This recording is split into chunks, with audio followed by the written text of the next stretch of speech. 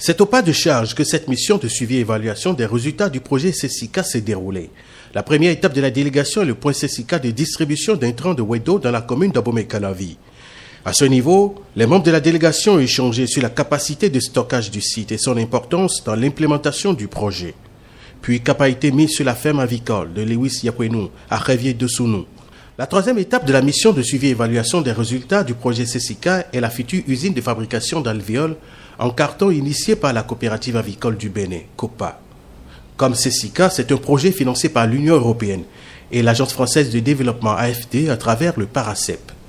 Ici, les explications ont été fournies à la délégation sur le niveau d'avancement des travaux, les difficultés rencontrées, la date probable de démarrage et le nombre d'alvéoles qui sera produit par jour.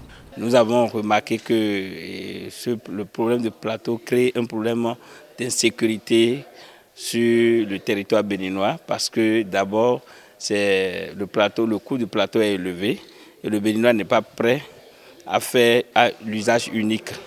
Et le fait qu'on ne fait pas l'usage unique, ça crée des problèmes de biosécurité parce que c'est le même plateau qui quitte la ferme A pour la ferme B et la ferme C. Et tout ça là, c'est de l'insécurité. Et aujourd'hui, nous avons vu que le mieux, c'est la production et avoir le coût 3 fois moins bas que ce qu'on achetait sur le marché. Cela permettait quand même de se mettre dans le système de l'usage unique d'emballage. En réalité, l'usine a une capacité de 4000 plateaux par heure. Toujours à Révier, dans la commune d'Abomey-Calavi, se met en place le premier abattoir professionnel de volailles du Bénin. C'est le consortium formé par la coopérative des professionnels de l'aviculture, CPA, et la coopérative volaille du Bénin qui est le promoteur de cet abattoir qui va révolutionner le secteur avicole béninois.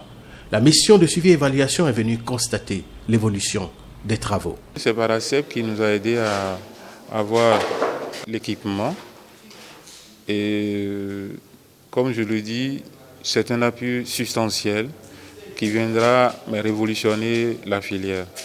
Vous avez compris que ce qui freine la production, le développement de la filière, c'est les importations massives de la viande de volaille, les poulets morts, comme on a l'habitude de les appeler.